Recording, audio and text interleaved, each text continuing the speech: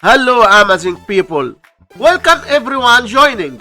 What's coming up? We wanted to find the value of this expression 51 divided by 1 over 21 then times 21. Let's go and start solving the problem. We have 21 divided by 21 which equals 1.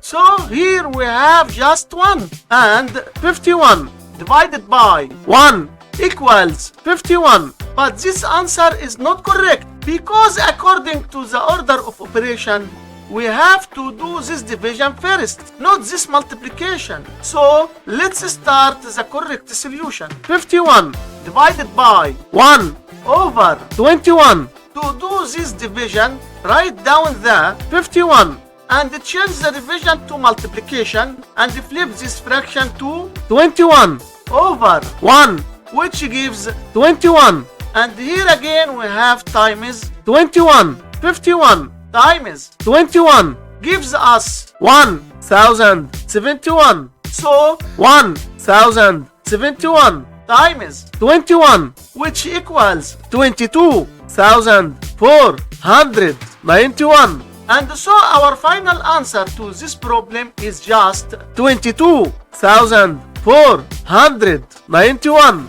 Thanks for watching. Hit like and subscribe for more exciting content.